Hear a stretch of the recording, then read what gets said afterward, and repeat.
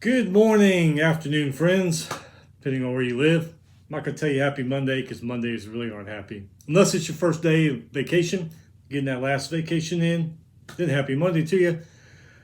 Other than that, I'm guessing everybody else is at work. What's happy about that? All right, so we're going to start our conference team previews before the season starts. Today, we're going to go over some projected FCS teams that are projected to make the playoff tournament they have. We're going to do ACC today, AAC. We're going to be doing new coaches on the hot seat also. We're going to get all that done. Only got a couple pieces of news here, so we'll go ahead and get to those, get that out of the way. Before we start, hit that subscribe button so you don't miss anything. It's Monday. You don't want to work anyway, so put this on, listen to it, watch it, whatever. Maybe make the day go by a little faster. Who knows? All right, so let's get to some news. Georgia. What the hell is going on over there at Georgia? Defensive lineman Tyrion Ingram Dawkins. Yeah, Tyrion Ingram Dawkins. Cited for speeding, 90 and a 70. Does Kirby consider that super speeding or just speeding? I mean, what he said back in media days. But he was arrested for an outstanding warrant, failing to appear in court because he parked in a handicap spot. Shame. So far, a dozen Bulldogs have been now charged for moving violations since January. I don't know if Kirby wants to take them car keys away or what he wants to do, I don't know, but he needs to do something. They've already had one tragedy because of speeding. Rice University, Rice Owls, just down the road from me. They hired Vanderbilt's Deputy Athletic Director, Tommy McClellan, as their new athletic director. Rice is seeking to be more competitive athletically. Makes sense. Football, it's like every few years they have a really great team and they'll win the conference or they'll go to a bowl game. And then after that, it's like, for a few years. Baseball, used to have a great baseball program when Wayne Graham was their coach. Always went to the World Series and the regionals, won the World Series in 2003. So I can see. I go to a couple Rice games a year, football games. And they're fun. I mean, they really are. It is kind of sad because it's a 70,000 seat stadium.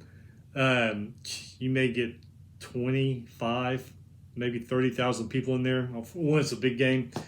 Actually, the only time I ever saw Rice Stadium sold out was when I went to the Pink Floyd concert there back in 1994.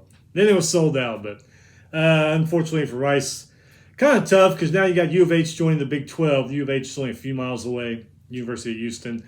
And, it's a pro town. Houston's a pro town. Texans, Rockets, Astros. So Rice is kind of a little afterthought when it comes to sports. But I like going to their football games. It's nice and relaxing, easy to get to. It's in a good area of town. So if you did have a tailgate and you passed out in Rice Stadium parking lot, 99.9% chance you're going to be okay till your friends get back to the car because it is in a nice area of town. So anyway, they got a new athletic director. And they're looking to move forward. Okay.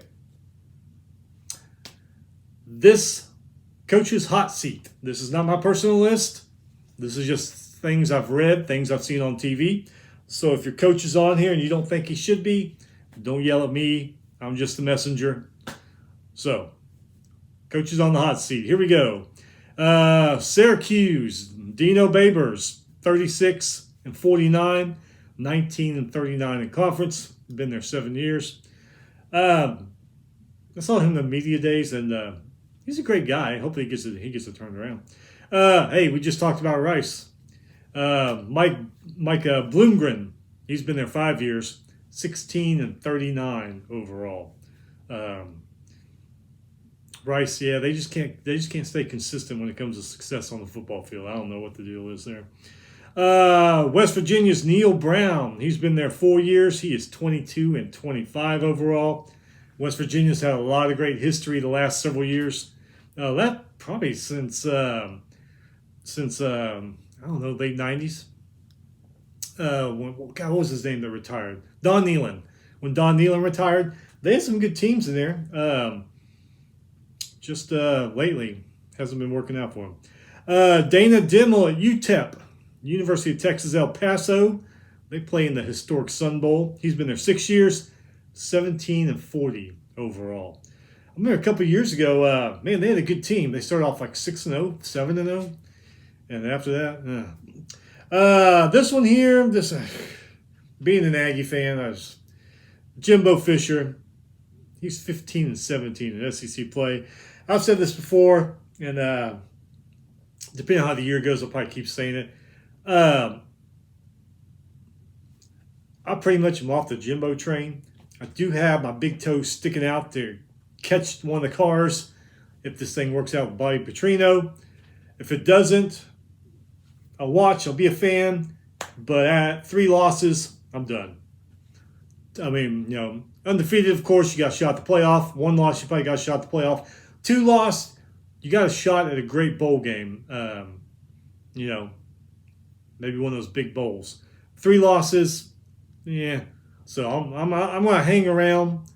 Not putting my foot back on that Jimbo train, but I'm going to hang around. And then when the 3rd loss comes, you notice I say when it comes, I'm done for the year.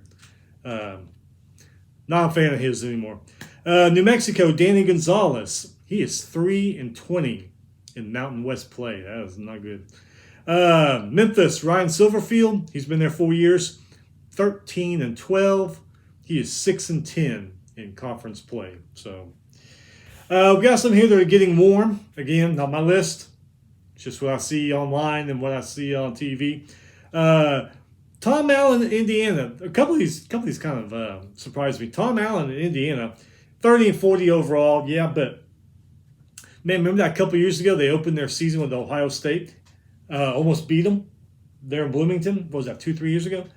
They actually opened their season with Ohio State again this year. I don't know how to feel about that. I like Tom Allen. I think he's a good coach. He just needs to get a few more pieces there. Eli Drinkwitz, Mizzou, which I was kind of surprised about that. He's kind of doing better. Took Georgia to the ropes last year, remember? But he's 17-19 overall, and they want to win there at Mizzou. Jeff Hafley, Boston College, record 6-6, 3-9 in the time he's been there. Houston's Dana Holgerson. He had 12-win season 2 years ago, 8-5 last year, which I don't know if I'd be putting him on the warm seat.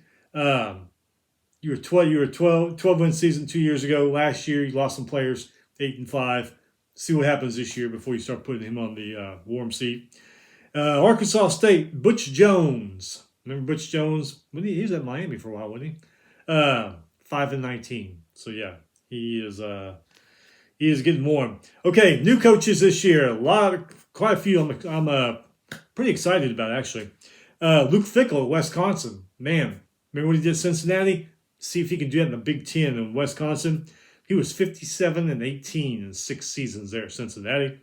Louisville, Jeff Brom comes over from Purdue. Colorado, Deion Sanders. It's nice to see if he can turn that program around. That should be really, really interesting. See what he does there. And now they're going back to the Big 12 too. So, Liberty, Jamie Chadwell came over from Coastal Carolina. Another one I'm excited about, Matt Rule, Nebraska. Yeah, he sucked at Carolina Panthers, but remember what he did at Temple? Basically took that program out of the cellar, went to Baylor after all that crap they went through, brought them back up. See what he can do there in Nebraska. And he's bringing back the black shirts on defense. And this is cool. He had a fullback camp. He wants to bring the fullback back. Remember all those great fullbacks Nebraska had over those years, especially under Tom Osborne? It'd be pretty cool to see a big man pounding it for a couple of yards there. Auburn, Hugh Freeze. That should be interesting to see how that works out. He had a lot of success at Ole Miss. Got ousted. A lot of success at Liberty. We know he's a good coach. See if he can turn that thing around for Auburn. Beat Bama twice when he was at Ole Miss, so he knows how to beat him. FAU, Tom Herman went 32-18 at Texas. It wasn't good for him. Wasn't good enough for Texas. 22-4 at Houston. See how Tom does. I actually wanted Tom Herman back when he was in Houston doing good. I was hoping he would go to A&M or even LSU, but after seeing what happened to Texas and all that, I'm kind of like, yeah, I'm glad he didn't. So he's great at Houston, but got to Texas, which got 32-18. I mean, it's not Texas standards, I guess. So I don't know. Arizona State's Kenny Dillingham. He was the OC at Oregon. His offense averaged 39 points a game and 500 yards a game. Purdue, Ryan Walters. He was the DC at Illinois. Saw an interview with him at Big Ten Media Days. He's a nice guy. Real good guy. Real well-spoken. Hope he does good there. Texas State, G.J. Keane. He was the head coach at Incarnate Word, which is right down the road in San Antonio from Texas State and San Marcos. He had a hell of his teams were badass the last couple of years. See if he can turn that around at Texas State. Stanford's Troy Taylor, head coach at Sacramento State. David Shaw did a great job at Stanford for years. I don't know what happened the last few years. But if one of these private schools, Northwestern, they're going to be looking for a new coach. That's a tough academic school. Them or, hey, Rice's coach is on the hot seat. Wonder if one of them would go for him, see how it works. So you never know. David Shaw knows how to win at a tough academic school. North Texas, Eric Morris. He was the OC out in Planet Pullman at Washington State. Tulsa's Kevin Wilson. He was co-offensive coordinator at Ohio State. UNLV hired Barry Odom. He was the DC at Arkansas. Mississippi State's Zach Arnett came up from defensive coordinator there, Mississippi State. So they went in-house to find their coach. A lot of those coaches said that was a damn good hire for them. South Florida, Alex Golesh. He was the OC at Tennessee. Navy's Brian Newberry. He was a DC at Navy. Cincinnati's Scott Satterfield. He was the head coach of Louisville. Georgia Tech's Brent Key. He was the interim coach at Georgia Tech. Remember when they fired, I forget his name, they fired him. They fired him like last September. And he went 4-4 those last 8 games. So he showed Georgia Tech, hey, I can coach this team. Now we're going to see what he can do all season. Charlotte Biff Poggi. He was assistant head coach of Michigan. Western Michigan, Lance Taylor. He was the OC at Louisville. Kent State's Kenny Burns. He was the running backs coach at Minnesota. Coastal Carolina, Tim Beck. He was the OC at North Carolina State. But never finished higher than 6th in scoring in the ACC. So see what's going to happen there. And UAB, Trent Dilfer. He was the head coach at Lipscomb Academy. Found this other list that was pretty interesting. Found it in magazine Athlon. So Athlon wrote this. I'm just passing it on to you because it's pretty interesting. 5 former good programs that are under pressure to win. 5 programs that used to be good. They're under a lot of pressure to get back up there. Miami, of course. From 1983 to 2003, they were 12 seasons. The Hurricane won the conference or the national championship. See, 83, 87, 89, 83, 87, 89. Then they won it in, God, was it early 90s they won one? Washington was 90. Colorado, Georgia Tech was 90. 92 was Alabama, right? 93, Florida State. Maybe wasn't until later on, because I know they won another one. Went 2000 or something, 2001.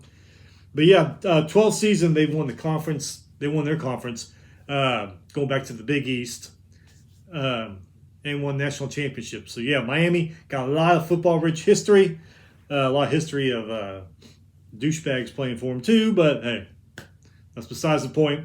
They were on pressure to win. Texas, yeah, Texas used to be a really good program. Since lost to Bama in the 2009 national championship game, remember that one? Only one 10-win season. Wow.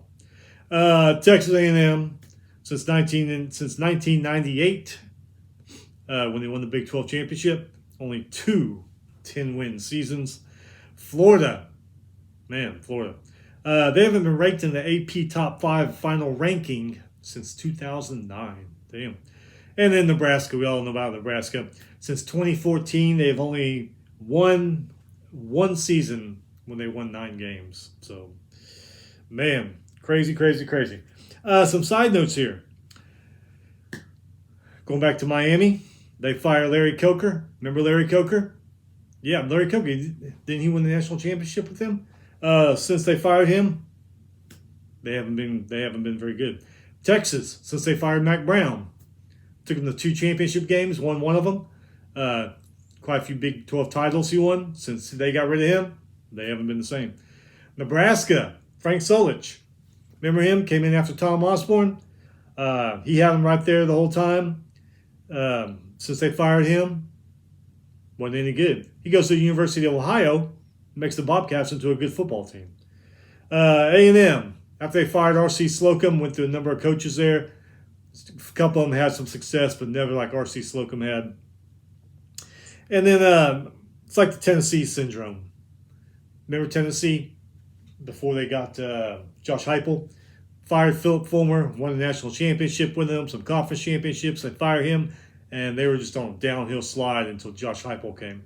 So, yeah. Sometimes it doesn't pay. Sometimes a good coach you got, you think you can get better. Sometimes you don't. So, keep that in mind. Okay, moving on. FCS. These are projected playoff teams for the FCS. I got from TV, some publications. So we're just going to run through this list real quick. The 2022 champions from last year, South Dakota State Jackrabbits. 16 returning starters on that team. North Dakota State. They lost to South Dakota State in the championship game. Montana State Bobcats lost in the semis. Montana State's always good. So is Montana. William & Mary. Holy Cross. Going for their 5th straight Patriot League title. Furman, 18 returning starters, led the FCS in takeaways. They had 29 takeaways and 10 block kicks. Idaho, remember Idaho used to be a 1A team, remember? They played up there in the Kibble Dome. I forget what conference they were in, Big Sky or something, or an independent. But yeah, remember? They used to be a 1A team. They dropped down to FCS. 2,000-yard receivers are returning for Idaho. New Hampshire, Southeast Missouri, Geno Haas, he's returning for Southeast Missouri. 4,100 rushing yards and 55 touchdowns this guy has. Montana, veteran O-line returns. Defense suffered some key losses, but they're expected to fill those and get back into the playoff hunt. Southeast Louisiana, they've come along the last couple of years. Incarnate Word, we just mentioned, their coach went to Texas State. We'll see how they do without him. Samford, Michael Hears, he returns for quarterback of Samford. 3,544 passing yards, 36 TDs, 4 interceptions. UC Davis, Sacramento State, they're on 19-game conference winning streak. UC Davis, we already said that. North Dakota, Mercer, Rhode Island. Rhode Island's quarterback, Kasem Hill, he's been granted his 7th season of eligibility. He's one of the guys who just don't want to leave college. He loves college, I guess. Weber State, they made the playoffs 6 out of the last 7 seasons. Abraham Williams, he returns for Weber State. He had a record, FCS record, 4 100-yard kickoff returns for touchdowns last year. Some NFL teams eyeing him. Unless he transferred, because he is good. He may have transferred to a big school. This was written a couple weeks ago, so he may have. Southern Illinois, Nick Baker, their quarterback, returns 6,663 passing yards, 50 touchdowns. Richmond linebacker Tristan Wheeler returns, going for his 4th 100-tackle season. Richmond's really come on the last few years. Central Arkansas, UT Martin, North Carolina Central, 12 starters coming back. Delaware, St. Francis, Florida A&M, Northern Iowa, Villanova, Yale. Yale's really come on the last few years. Davidson. That is your FCS projected teams that may or may not make the playoffs, but they're projecting them to be there at the end. I guess we'll see in December. Okay, let's get started on these conference previews. We're just going teams, records, returning starters, non-conference schedule, just real simple stuff. If there's anything else you want to know about the team, you can easily look it up on the internet. Starting off with the ACC. Boston College Eagles, last year 3-9, 2-6 in conference. 8 returning starters on offense, 5 on defense. Their non-conference schedule includes Northern Illinois and the Holy Cross, Army, and UConn. Clemson Tigers, 11-3, 9-0 last year. ACC champions. Orange Bowl champs, 7-0, 8-0. No, 7 on offense, 8 on defense. They're Charleston Southern, Florida Atlantic, Notre Dame, South Carolina is all on their non-conference. Duke Blue Devils, 9-4, 5-3 in conference. They really made strides lately. Military Bowl champs. They're bringing back 9 starters on offense, 8 on defense. Duke is going to be pretty damn good. Non-conference, Lafayette, Northwestern, UConn, Notre Dame. Florida State Seminoles, 11-2, 6-2 conference. Cheez-It Bowl champs. Hey, 8 on offense, 8 coming back on defense. Not too shabby either. They start off with LSU. They got Southern Miss, Northern Alabama, and then their annual game of Florida at the end. Georgia Tech Yellow Jackets, they were 5-7, 4-4 in conference. 5 on offense, 6 on defense coming back. Non-conference includes South Carolina State, Ole Miss, Bowling Green, and Georgia. Louisville, 8-5, 4-4 in conference. Fenway Bowl champs, 3 coming back on offense, 6 on defense. Wow. Murray State, Indiana, Notre Dame, and Kentucky is their non-conference. Miami Hurricanes, 5-7, 3-5 in conference. 5 on offense, 7 coming back on defense. Miami of Ohio, Texas A&M, Bethune Cookman, and Temple are their non-conference. North Carolina Tar Heels, 9-5, 6-2 in conference. Lost the ACC championship game. Lost the Holiday Bowl to Oregon. Did not end on a good note for the Tar Heels. 6 on offense, 7 on defense. South Carolina, Appalachian State, Minnesota, and Campbell. A couple of those games are going to be tough in that non-conference. North Carolina State Wolfpack, 8-5, 4-4. Lost the Duke's Mayo Bowl to Maryland.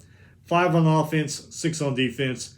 UConn, Notre Dame, VMI, and Marshall are all on their non-conference schedule. Pitt Panthers, 9-4, 5-3 in conference. They won the Sun Bowl, beat UCLA. That was a hell of a game, that Sun Bowl game. Probably one of the best bowl games I saw last year. 6 on offense, 5 on defense. They got Wofford, Cincinnati, West Virginia, Notre Dame as their non-conference. Syracuse, 7-6, 4-4 in conference. Lost the Pinstripe Bowl to Minnesota. 5 on offense, 8 on defense. Colgate, Western Michigan, Purdue, and Army on their non-conference. Virginia Cavaliers, 3-7, 1-6. Fortunately, the season got cut short because those 3 football players who were murdered. When was that? October, November. So they cut their season short. 3 on offense, 6 on defense. Tennessee, James Madison, Maryland, William and Mary are on their non-conference, and I would say all 4 of those are good teams there. They're going to play in the non-conference. Virginia Tech Hokies, 3-8, 1-6 in conference. Something's got to change there. 6 on offense, 5 on defense coming back. Old Dominion, Purdue, Rutgers, and Marshall on their non-conference. And Wake Forest Demon Deacons, 8-5, 3-5, won Gasparilla Bowl against Missouri. 5 on offense, 5 on defense. Elon, Vanderbilt, Old Dominion, Notre Dame, all on their non-conference schedule. Going on to the American Athletic Conference. Charlotte 49ers, 3-9, 2-6. They were in Conference USA. They moved over to AAC this year, but that's what they were in Conference USA, 2-6 in conference. 5 starters on offense, 4 on defense. South Carolina State, Maryland, and Florida is their non-conference. East Carolina Pirates, 8-5, 4-4. Won the Birmingham Bowl, 3 on offense, not good. 6 on defense, and especially when you got Michigan, Appalachian State, and then Marshall and Gardner-Webb on your non-conference. Florida Atlantic Owls, 5-7, 4-4 last year in Conference USA. Hey, 7 on offense, 7 on defense coming back. Not too bad. Monmouth, Ohio, Clemson, and Illinois, though, on that schedule. That's going to be tough. Memphis Tigers, 7-6, 3-5. Won the First Responders Bowl. They're bringing back 4 on offense, 5 on defense. Bethane Cookman, Arkansas State, Missouri, and Boise State. Non-conference for them. Navy Midshipmen, 4-8, 4-4. 6 on offense, not too bad. 9 on defense, though. 9 on defense, pretty good. Listen to their non-conference. Notre Dame, Wagner, Air Force and Army, man. North Texas Mean Green, they were 7-7, 6-2 in Conference USA last year. Lost the Conference USA championship game, lost the Frisco Bowl. Didn't end the year on a good note for them.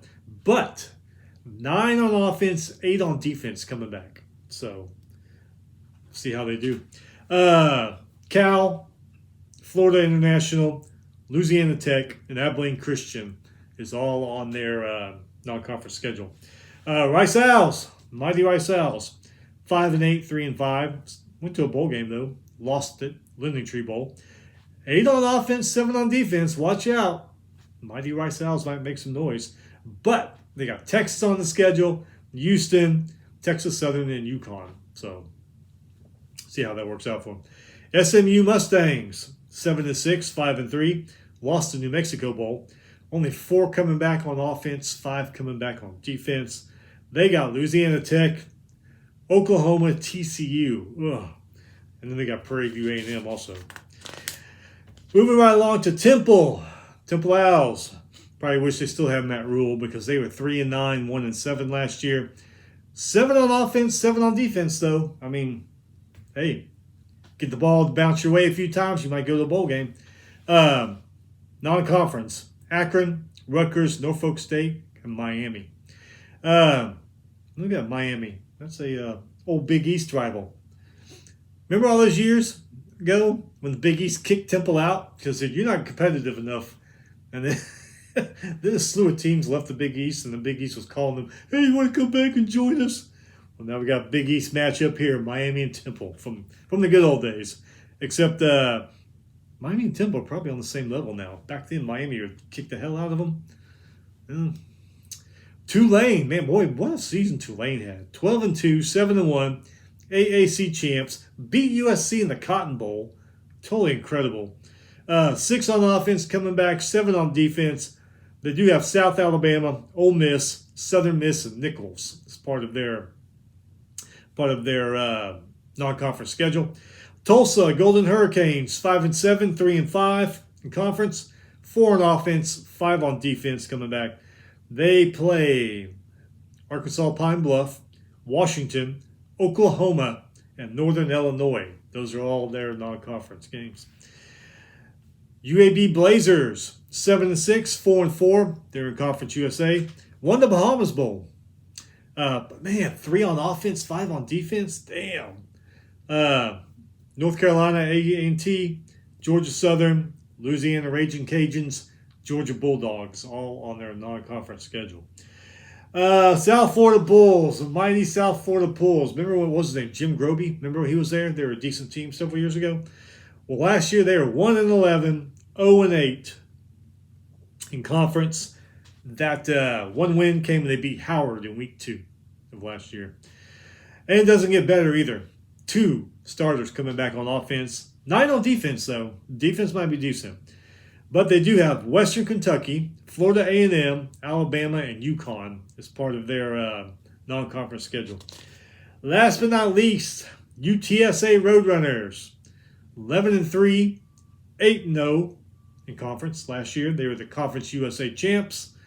Lost the Cure Bowl, though. 10 starters coming back on offense. 7 on defense. Probably going to have a hell of a team. They got Houston on the schedule. Remember that one? That one went down into 2 or 3 overtimes, I think it was, and Houston finally pulled it out. They got to come here this year, though, to play Houston. Texas State, we don't know how they're going to be. With Incarnate Word's head coach, they might be pretty damn good. Army, Sometimes their offense gives people fits, but they play Tennessee. So we're going to see how they do against Josh Heupel. That is it for this week. Next week, we'll dive into more conferences. We're going to get these conferences done over the next 3 weeks. So that first Sunday of the first Saturday, they have like, they got like 7-8 games that first Saturday, the last Saturday in August. That Sunday before, we're going to preview those games. So we're going to get all these conferences done here in the next three weeks. Anyway, I know it's Monday. It sucks. What are you going to do? Man, just stay busy. We'll get through it. Be safe. Be careful. We'll see you next week when we come back for some more conferences.